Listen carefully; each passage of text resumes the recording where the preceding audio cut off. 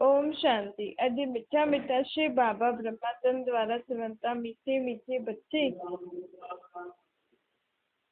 बाबा सभिनि खां पहिरियों कहिड़ी सावधानी ॾींदा आहिनि कि पंहिंजे पाण खे आत्मा सम्झो ऐं पंहिंजे निराकार बाप परमात्मा जी यादि वियो। परम पिता परमात्मा हिन पुराणी कलयुगी दुनिया में आया आहिनि पाण खे सतयुगी नई दुनिया में वठी वञण लाइ। बाबा चवनि था, सतयुगी नई दुनिया में वठी वञण लाइ मूंखे हर कल्प में हिकु बार अचणो ई पवंदो आहे। छो जी ब्रह्मा जी तन द्वारा ही स्थापना करणी हूंदी आहे न, त ब्रह्मा जो तन मूंखे कलयुग जे अंत सतयुग जे आदि जे विच जे संगम युग ते ही अची करे वठिणो पवंदो आहे। छो जी बिना तन सां त मां तव्हांखे कीअं तव्हांजे लाइ नई दुनिया स्थापन कंदमि। नई दुनिया स्थापना जे लाइ मूंखे तव्हांखे मत ॾियणी आहे, हुन जे लाइ मूंखे शरीर त खपे ई सही। हिन करे कलयुग जे अंत में अची करे सतयुग जे आदि संगम युग ते मां अची करे ब्रह्मा जो तन लोन वठंदो। इहे ब्रह्मा जी आत्मा ही सतयुग में वञी नारायण ठहींदी न। इहे ही आत्मा 84 जन्म भोगे करे हाणे अंतिम जन्म में अची करे पहुती आहे। संगम युग ते हिन जो पाठ ब्रह्मा जो अथसि ऐं बाक़ी युगनि में इहो पंहिंजो पाठ वॼाईंदी आहे। संगम युग ते हिन आत्मा जो शरीर भगवान जो रथ थींदो आहे। भगवान भी रथ में ईंदो आहे, लेकिन जानवरनि जे शरीरनि में न, इंसान जे शरीर में ईंदो आहे। हुनखे चईंदा आहियूं भागीरथ। भाग्यशाली रथ आहे न ब्रह्मा जो, जंहिंजी 60 वर्ष जी आयु खां पोइ परमात्मा हुनजे शरीर में अची करे पंहिंजी नई दुनिया जो कार्य कई पूरो। नई दुनिया जी स्थापना जे कार्य निमित्त ये ब्रह्मा जो शरीर ठहियो। हर कल्प में मां हिन ब्रह्मा जो शरीर ही वठंदो आहे। छो जी हिन जी आत्मा ही मूंखे ॾाढे समय खां पुकारे पई। हीअं त पुकारनि त सभी आत्माएं थी न, लेकिन हिन ही शरीर में जेकी आत्मा ही ॾाढे समय खां भक्ति कंदे कंदे भगवान खे सॾु पई करे। छो जी सुख बि हिन ॾाढा ॾिठा अथई त दुख बि हिन ॾिठा अथई। त दुखी आत्मायूं त भगवान खे ज्यादा यादि कंदियूं आहिनि न। ऐं हीअ आत्मा ॾाढी पुराणी आहे। हिन सृष्टि ते पहिरीं आत्मा जेकी जनम वठण वारी आहे, उहा इहो ब्रह्मा जी आत्मा ई आहे। ब्रह्मा जी आत्मा ही सतयुग में वञी कृष्ण ठहींदी, पोइ स्वयंवर खां पोइ नारायण ठहींदी। हिन जी आत्मा खे ही नई दुनिया जो पालनहार ठहिणो अथसि न। पोइ साथ में पोइ लक्ष्मी बि आहे। हाणे लक्ष्मी जो पाठ हिन संगम युग ते केरु थो वॼाए? लक्ष्मी जो पाठ सरस्वती जे नाम सां वॼाए थी। अर्थात उहा ही आत्मा हाणे अंतिम जन्म में सरस्वती जो पाठ थी वॼाए। लेकिन ब्रह्मा सरस्वती कोई स्त्री पुरुष न आहे, इहे त एडॉप्टेड चिल्ड्रन आहे। परमात्मा ब्रह्मा जे तन में अची करे जेको ज्ञान ॿुधाई, उहो ज्ञान सभिनि आत्माउनि ॿुधो, लेकिन सभिनि खां पहिरियों सम्झण वारी ब्रह्मा जी आत्मा हुई। ॿिए नंबर में सरस्वती जी आत्मा। सरस्वती जी आत्मा भी हिन कलयुगी दुनिया में पुराणे पतित शरीर में ही आहे। पंहिंजे पाण खे कोई भी आत्मा पंहिंजे पुराणे जन्मनि खे न ॼाणंदो आहे, न ब्रह्मा जी आत्मा न सरस्वती जी आत्मा। लेकिन परमात्मा अची करे जॾहिं जॻाई अची करे, त पहिरियों आत्मा कहिड़ी जॻी? ब्रह्मा ऐं सरस्वती। त इहे ब्रह्मा ऐं सरस्वती भी नाम भगवान ई ॾिनो अथई। असल में हिननि जो त पहिरियों कलयुगी दुनिया में कलयुगी नाम हुयो न शरीर ते। लेकिन जॾहिं भगवान जो कार्य शुरू थियो, उन्हनि जे कार्य में मददगार थिया, त भगवान हिननि जो नाम परिवर्तन करे ब्रह्मा सरस्वती रखिया। छो जी शास्त्रनि में ॻायल आहे न, ब्रह्मा द्वारा नई सृष्टि जी स्थापना थी हुई और सरस्वती खे विद्या जी देवी चइबो आहे। क्योंकि सरस्वती खे विद्या जी देवी छो चइबो आहे? छो जी हिन ही आत्मा भगवान जे ज्ञान खे सम्झे। भल ब्रह्मा जे शरीर में त परमात्मा आयो त सम्झे, लेकिन हुन जी ॻाल्हियूं ॿुधी करे कहिड़ी आत्मा पहिरियों सम्झी करे सभिनि खे आसानी सां ॿुधाए पई? सरस्वती जी आत्मा। हिन करे सरस्वती खे विद्या जी देवी चईंदा आहिनि, जेकी भगवान जी भाषा खे सम्झे, भगवान जे कार्य खे सम्झे, जो भगवान अखियुनि खां ॾेखारे में नथो ॾे। एॾा सारा देवी देवता आहिनि जो त अलॻि अलॻि मूर्तियूं आहिनि, हुननि जी जनम कहानी आहे कॾहिं आहे, लेकिन भगवान जो अशरीरी अजन्मो सदा परम धाम में निवास करण वारो, उहो हिन सृष्टि ते शरीर में अची करे तव्हां सां ॻाल्हाए, त उहो ॻाल्हियूं सम्झण में केॾी विशाल बुद्धि खपे न। हुन ॻाल्हियूं सम्झण जे लाइ केॾी शुद्ध पावन बुद्धि खपे। हिन करे सरस्वती खे विद्या जी देवी चईंदा आहियूं। छोजी हुन भगवान जी ॻाल्हियूं सम्झे ऐं पोइ ॾाढी आसान तरीक़े सां सभिनि खे सम्झाए। जीअं मां हूंदी आहे न, ॿार खे रोटी आदि ॾाढी आसानी सां, मतिलबु हीअं ठाहे ॾींदी आहे कि ॿार उनखे खाई सघनि। जीअं नंढा ॿार त सभु कुझु न खाई सघंदा आहिनि न, त बि पीसे करे कीअं बि करे युक्ति सां हीअं ठाहींदी आहे कि ॿार खाए, हुनजे शरीर में वञे, उहो डाइजेस्ट थिए। ईअं ई सरस्वती जी आत्मा बि भगवान जी एॾी वॾी वॾी ॻाल्हियूं सम्झी करे ॾाढो आसान तरीक़े सां असां सभिनि ॿारनि खे ॿुधाए। पुरानी दुनिया खे नई दुनिया ठाहिण जे लाइ जेकी शिक्षा भगवान ॾे थो हाणे, त उहा शिक्षा धारण करण लाइ पवित्र ज़रूरु रहणो आहे। ॿुधंदा त सभु आहिनि, सुठो सुठो बि लॻंदो आहे, लेकिन हुन ई ॻाल्हियुनि खे जीवन में धारण करण लाइ पवित्र ज़रूरु रहणो आहे। पंहिंजे पाण खे आत्मा सम्झी करे परमात्मा बाप खे यादि करणो आहे। पाण हाणे ॿार सनाथ थिया आहियूं न, पहिरियों पाण अनाथ हुयासीं, त हाणे पाण आत्मा ई पाण खे पहचानियो आहे, पंहिंजे बाप भगवान परमात्मा खे बाप जे संबंध सां पहचानियो आहे, हुनजो यथार्थ नाम रूप सां पहचानियो आहे। त पोइ हाणे बाबा चवनि था कि अनाथ केरु हूंदो आहे, जंहिंजा माउ पीउ न हूंदा आहिनि न। त तव्हां बि हेॾनि जन्मनि खां पंहिंजे माउ पीउ खे थोरी ॼाणंदा आहियो। भल भगवान खे असांजो बाप भगवान असांजो पीउ आहे, माता पिता, ईअं ॻाईंदा त हुयासीं, लेकिन कॾहिं हिन रीति पाण सम्झियो कि उहो मुंहिंजो पीउ आहे त मां पंहिंजो दुख हुनखे ॿुधायां। आरती में ऐं भक्ति मार्ग में ॻाईंदा त आहियूं पाण ॾाढी सारी चीजूं, लेकिन मुख सां चईंदा आहियूं जीअं तोते मुआ खे। त हाणे भगवान यथार्थ पंहिंजो परिचय ॾेई करे पाण सां उहो संबंध थो जोड़े कि मां तव्हां आत्माउनि जो पीउ आहियां, तव्हां हेॾे समय खां अनाथ हुयो, हाणे मां तव्हांखे सनाथ थो ठाहियां। त जेकी जेकी आत्माऊं परमात्मा खे पंहिंजे पीउ जे रूप में यादि थी करनि, हुनखे पहचानियो अथनि, हुननि जी मत ते हलनि थियूं, उहे सनाथ ॿार आहिनि। बाक़ी दुनिया में सभु अनाथ आहिनि, बल अलॻि अलॻि अनाथालय ते ठहियल आहिनि, जिते अनाथ ॿार रहंदा आहिनि, जंहिंजा शारीरिक माउ पीउ कोन्हे। आत्मा जो त पीउ सभिनि जो हिकु ई आहे न, लेकिन आत्मा ई ॼाणंदी थोरी आहे असांजो पीउ केरु आहे, किथे रहंदो आहे। त परमात्मा जी नज़र में त पाण सभु अनाथ हुयासीं न। हाणे जंहिं पंहिंजे पाण खे आत्मा सम्झी करे परमात्मा बाप खे पहचानियो आहे, हुननि जे मत ते हलनि था, त उहो सनाथ थी विया आहिनि। सतयुग में सभी आत्माऊं पंहिंजे खे पहचानंदियूं आहिनि न, परमात्मा जो वरतो मिलियलु हूंदो अथनि, त हुते जे ॿारनि खे बि अनाथ न चईंदासीं, छोजी वरतो त मिलियलु आहे, आत्मा ख़ुदि खे त पहचानंदी आहे। हाणे बाबा चवनि था, ॾिसो तव्हां अनाथ थी विया हुयो न, हिन करे तव्हां केॾा ग़रीब थी विया आहियो।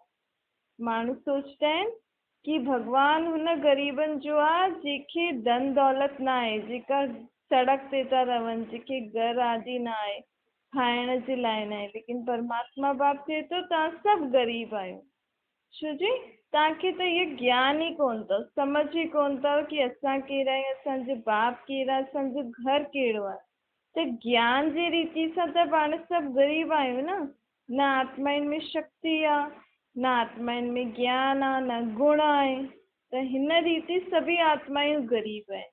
हाणे बाबा ग़रीब निवाज पाण सभिनि आत्माउनि खे वरी खां ज्ञान ॾेई करे साहूकार थो ठाहे। ॾिसो दुनिया में जेके कपिड़ा आदि न हूंदा आहिनि, घर आदि न हूंदो आहे, खाइण लाइ न हूंदो आहे, हुननि खे त ॾाढा माण्हू ॾियण लाइ आहिनि, लेकिन त बि सभु कुझु हूंदे हुए बि माण्हू दुखी आहे, ग़रीबी में दुख थींदो आहे न। त सभु कुझु धन दौलत हूंदे हुए बि मनुष्य ग़रीब छो आहे? छो जी आत्मा खे सुख शांति त अथसि न, समझ त अथसि न। त बाबा हाणे पाण सभिनि खे इहे ज्ञान ॾेई करे साहूकार थो ठाहे। सतयुग में पाण वटि स्थूल धन बि हूंदो त आत्माउनि में शक्ति गुण बि हूंदा, पाण ॿिन्हिनि रीति साहूकार हूंदासीं, पाण सनात हूंदासीं। हाणे ग़रीब अनाथ आत्माउनि खे परमात्मा पंहिंजी पहचान ॾेई करे इहे ज्ञान ॿुधाए करे वरी खां सनात ऐं साहूकार थो ठाहे। पोइ अॻियां जा 21 जन्म तव्हां सदा सनात रहंदा ऐं सदा साहूकार थींदा। पोइ द्वापर युग खां जॾहिं आत्मा ख़ुदि खे भुलिजंदी, पंहिंजे बाप खे भुलिजंदी, त द्वापर युग खां आहे न। शुद्धि सतयुग त्रेता में त पतो हूंदो अथसि, पर द्वापर युग में बि भॻवान जो यथार्थ परिचय न हूंदो अथसि, त बि भॻवान खे निराकार रूप में शिवलिंग जे रूप में त यादि कंदी हुई न। हाणे त टिकर पितर कण कण में भॻवान खे ठोके छॾियो अथई, त ॿियो ई कंगाल थी वई आहे। त पाण कंगाल छो थिया आहियूं? छो जो भॻवान खे टिकर पितर में ठोके छॾियो आहे न, हिन करे पाण सभी आत्मायूं कंगाल थी वियूं। हाणे शिव बाबा जो बुद्धि वारनि जी बुद्धि आहे, उहो पाण खे ज्ञान ॾेई करे पंहिंजी बुद्धि जो तालो खोले थो।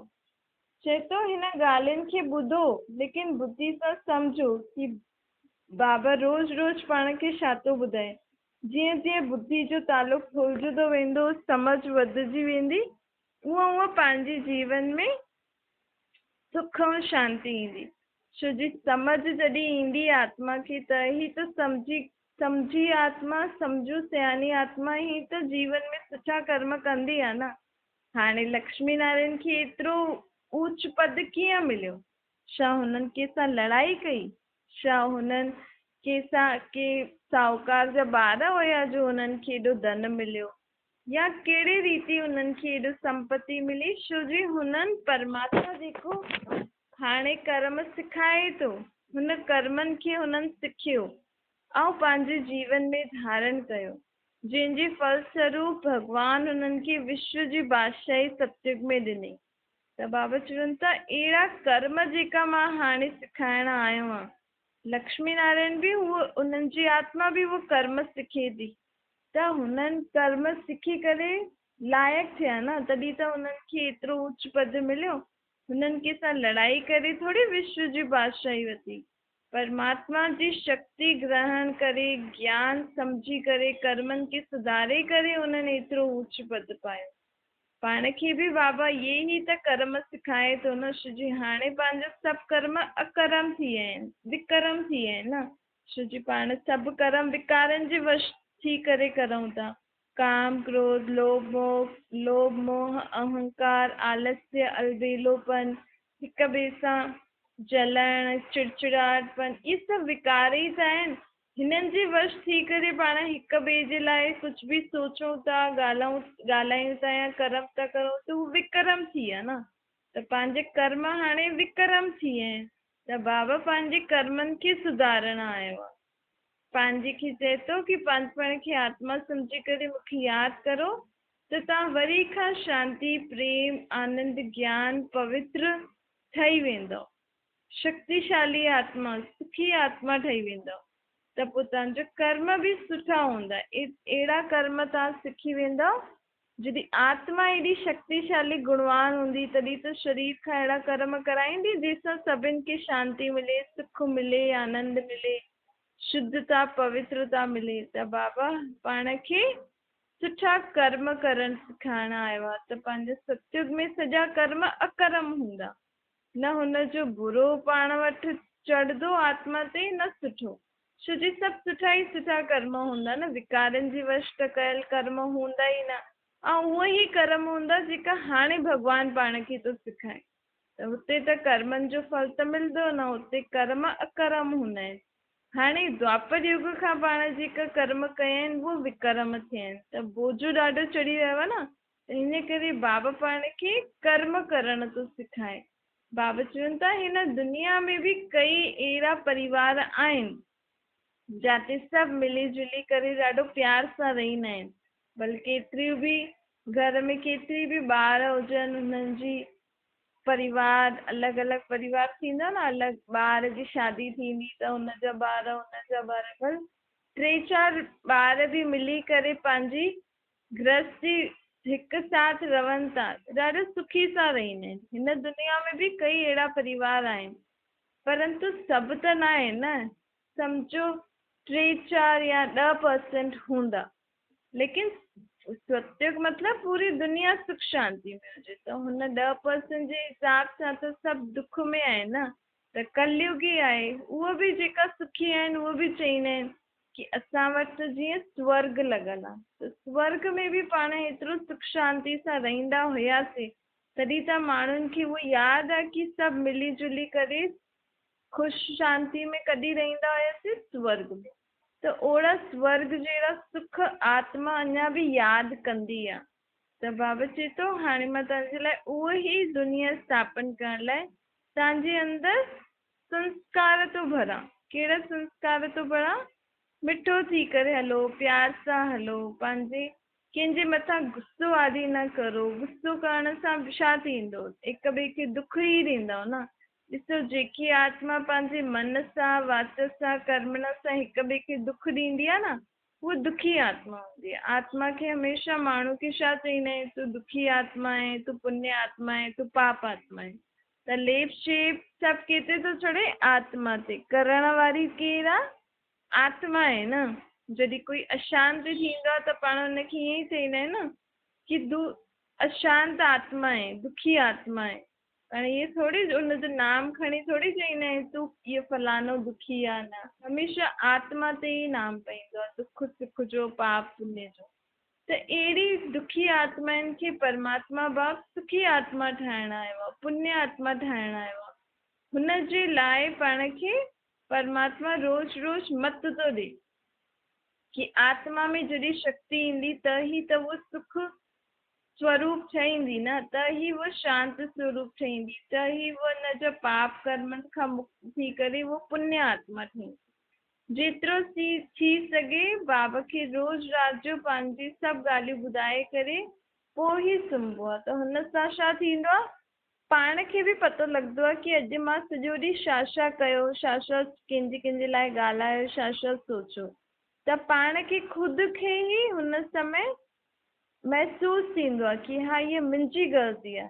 छो जो पाण सॼो ॾींहुं कर्म त करूं था, सोचूं त था, हिक ॿिए सां ॻाल्हायूं त न ॻाल्हायूं त था, लेकिन हमेशह पाण ॿियनि खे दोष ॾींदा आहियूं कि फलाणे हीअं कई, फलाणो हीअं थो करे, फलाणो हीअं। लेकिन मां छा थी करां? मूंखे कीअं शांति सां, प्रेम सां व्यवहार करिणो आहे सभिनि सां। पर कोई मूंसां करे न करे, लेकिन मूंखे बदिलणो आहे न। मूंखे हाणे परमात्मा बाप चए थो कि तव्हांखे सतयुगी दुनिया में हलणो अथव, त मूंखे परिवर्तन थियण लाइ बि चेकिंग कंहिंजी कंहिंखे करणी खपे। मूंखे ई स्वयं जी चेकिंग करणी आहे। मूंखे ई पंहिंजो स्वभाव संस्कार परिवर्तन करिणो आहे। पोइ ॿियो जॾहिं मां थी वञमि त पोइ ॿिया बि मूंखे ॾिसी करे थी ई वेंदा न। त असांखे वैसे बि पाण खे ॿियनि जे लाइ न सोचिणो, पहिरियों ख़ुदि जे लाइ सोचो।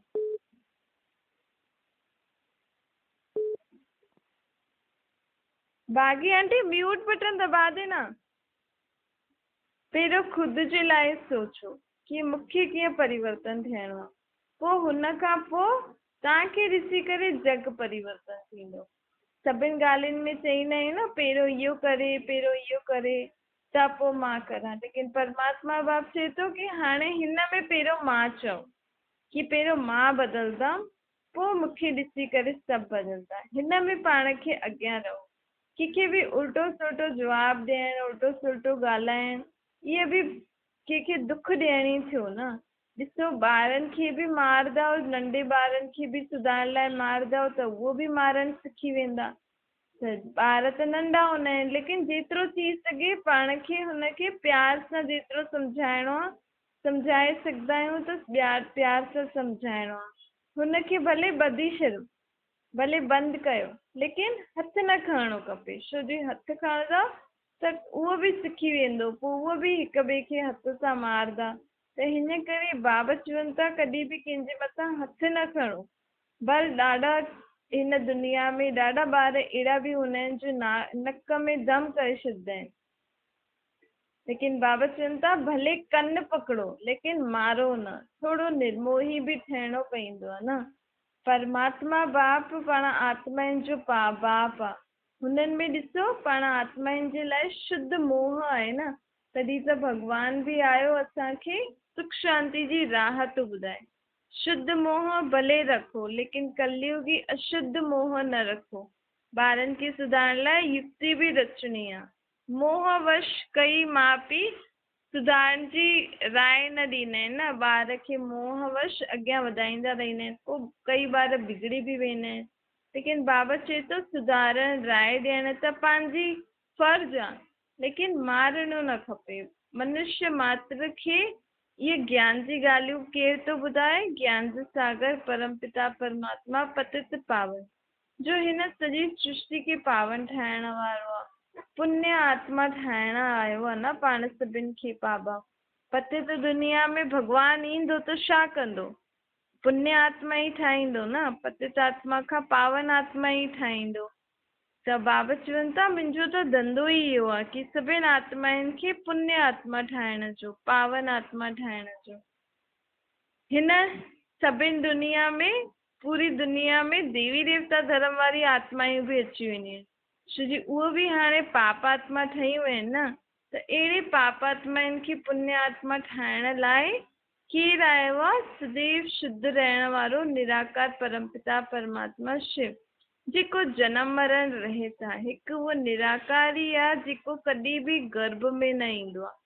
बाक़ी दुनिया जी सभी आत्मायूं गर्भ में अची करे पंहिंजो पंहिंजो शरीर वठंदियूं आहिनि, पंहिंजो पंहिंजो जीवन जींदियूं आहिनि, लेकिन परमात्मा जो पाण मुआफ़िक कोई जीवन न आहे। उहो त सिर्फ़ु ईंदो ई आहे पंहिंजो कर्म करणु, ज्ञान ॿुधाए करे पंहिंजी सदगति करणु, पाण सभिनि आत्माउनि जो कल्याण करणु आहे, ईंदो आहे न। शिव जो अर्थ ई आहे कल्याणकारी। कल्याणकारी बाप हिन कल्याणकारी युग में, छो जी हिन संगम युग ते सृष्टि ते कंहिंजो पाठ थो हले। इहो संगम युग शुरू ई तॾहिं खां थियो आहे जॾहिं भॻवान हिन सृष्टि ते आयो आहे, ऐं इहो संगम युग ख़तमु थींदो जॾहिं भॻवान सृष्टि खां वापसि मथे हली वेंदो। त कल्याणकारी परमात्मा सृष्टि ते आयो आहे त कहिड़ो युग थो हले? कल्याणकारी।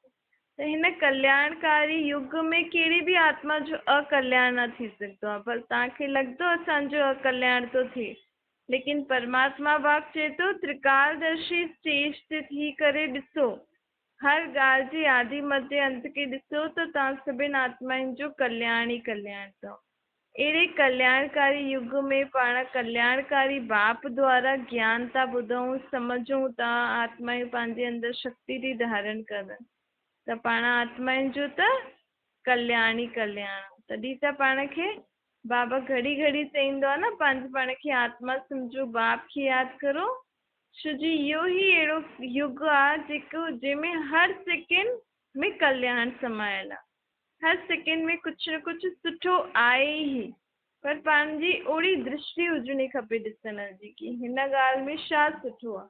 त जॾहिं पाण अहिड़ी दृष्टि धारण कंदासीं कि हर हिकु ॻाल्हि में कुझु सुठो आहे ई, त पाण खे हर हिकु ॻाल्हि में, हर हिकु आत्मा सां जंहिंसां बि पाण व्यवहार था करूं, हुन में कुझु न कुझु फ़ाइदो पंहिंजो पाण खे ॾेखारे में ॾींदो ई सही। अच्छा, मीठी मीठी सिकील जे ॿारनि प्रति माता पिता बाप दादा जो यादि प्यार ऐं गुड मॉर्निंग। रूहानी बाप जी पाण सभिनि रूहानियुनि ॿारनि खे नमस्ते। पंहिंजी बि रूहानी माता पिता बाप दादा खे यादि प्यार, गुड मॉर्निंग और नमस्ते। वरदाना ज्ञान कलश धारण करे प्यासी आत्माउनि जी प्यास बुझाइण वारा अमृत कलशधारी ठहो। त बाबा चवनि था ॾिसो, ज्ञान कलश अर्थात तव्हांजो आत्मा छा आहे? कलश आहे। पहिरियों हिन आत्माउनि में छा छा हुयो? विकारी ॻाल्हियूं, विकार, बुराइयूं, भ्रष्टाचार वारी ॻाल्हियूं, बुरियूं ॻाल्हियूं हुयूं न। पुराणी दुनिया जी, कलयुगी दुनिया जो ॾाढो कचिरो हुयो। हाणे बाबा पाण खे ज्ञान ॿुधाए करे हिन आत्मा खे ज्ञान कलश थो ठाहे। त जॾहिं आत्मा में ज्ञान ई ज्ञान हूंदो तव्हांजी आत्मा सॼो ॾींहुं बाप खे यादि थी करे, बाप जी ॻाल्हियूं थी सोचे, त कोई बि तव्हां सां मिलणु ईंदो त तव्हां हुनखे छा ॿुधाईंदव कि अॼु परमात्मा बाप आत्माउनि खे हीअं चयईं, परमात्मा बाप चए थो पंहिंजे पाण खे आत्मा सम्झो, मूंखे यादि करो त तव्हां पापनि खां विक्रमनि खां विनाश थी वेंदव। ऐं रोज़ रोज़ जो बि तव्हां ॿुधो था इहे ई ॻाल्हियूं ॿुधाए थो न बाबा। त जॾहिं आत्मा में इहे ॻाल्हियूं वेही रहंदियूं आत्मा जे मन में, त आत्मा कंहिंसां बि मिलंदी त इहे ई बाबा जी ॻाल्हियूं ॿुधाईंदी न। त जेकी ॻाल्हियूं ॿुधी करे तव्हांजो मन शांत थो थिए, तव्हांजी आत्मा ॾाढी सुठो थी महसूसु करे, त बाक़ी आत्मायूं बि त भॻवान जा ॿार आहिनि न। भले उहो पंहिंजे पाण खे पहचाननि नथा, लेकिन आहिनि त तव्हां बि हुननि खे इहे सभु ॻाल्हियूं ॿुधायो। फालतू ॻाल्हियूं दुनियावी ॻाल्हियुनि खां त रोज़ रोज़ जेको नई नई ॻाल्हियूं ॿुधो था परमात्मा द्वारा, उहे सभु ॻाल्हियूं ॿुधायो न, ताकी तव्हांजो बि फ़ाइदो थिए त हुननि जो बि फ़ाइदो थिए। रोज़ रोज़ पाण सुठी सुठी ज्ञान जी ॻाल्हियूं ॿुधूं था, भले हिते ॿुधो या किथे बि ॿुधो, लेकिन ॿुधो त तव्हां न। त रोज़ रोज़ ॻाल्हियुनि खे ॿुधो, जीवन में सम्झो हुन ॻाल्हियुनि खे, ऐं सभिनि खे इहे सुठियूं सुठियूं ॻाल्हियूं ॿुधायो।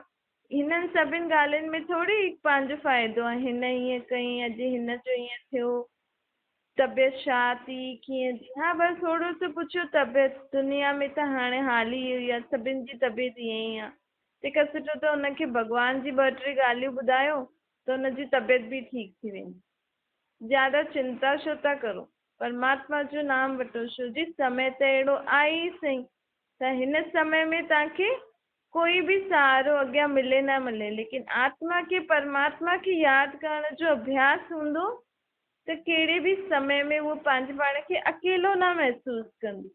छो जी आत्मा जो पीउ परमात्मा त सदैव उन वटि आहे ई सही, हुन सां गॾु आहे ई सही।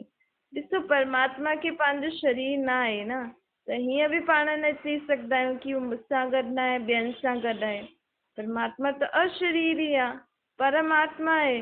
तव्हां पंहिंजे पाण खे आत्मा सम्झो, परमात्मा खे यादि करो त उहो तव्हां सां बि गॾु आहे। हिन में त पाण इहे बि न चई सघंदासीं कि असां हुन गुरू वटि नथा वञी सघूं, उहो वञनि था त हुननि खे फ़ाइदो अथनि, उहो सुखी आहिनि, ईअं हूअं। परमात्मा खे त कोई बि यादि करे सघंदो आहे, किथे बि यादि करे सघंदो आहे, छो जी उहो त आहे ई निराकार। परंतु हुनखे यादि करण लाइ पंहिंजे हिन शरीर जे भान खे भुलिजणो आहे कि मां आत्मा परमात्मा जो ॿार आहियां, त उहो तव्हां सां गॾु आहे ई सही। स्लोगन आहे, हर हिकु ॻाल्हि में पंहिंजे पाण खे एडजस्ट करो। जीवन में कोई बि ॻाल्हि थी अचे, किथे बि तव्हां आहियो, हर हिकु ॻाल्हि में एडजस्ट कंदा वेंदा। एडजस्ट सां जेको जीअं बि माहौल आहे, जीअं बि सिचुएशन आहे, कोई बि अहिड़ी जॻह हुजे असांखे वञिणो पए, कंहिंसां ॻाल्हाइणो पए, कंहिंजो व्यवहार अहिड़ो आहे, लेकिन हर हिकु ॻाल्हि में साम्हूं वारे जो व्यवहार ॾिसो, जिते वञो था उहो जॻह ॾिसो, हर हिकु ॻाल्हि में पंहिंजे पाण खे बि बदिलजंदा वञो, लेकिन सुठे रीति। हीअं न साम्हूं वारो ख़राबु आहे त पाण बि ख़राबु पंहिंजे पाण संस्कारनि खे बिगाड़े करे हुन सां गॾु एडजस्ट थियूं।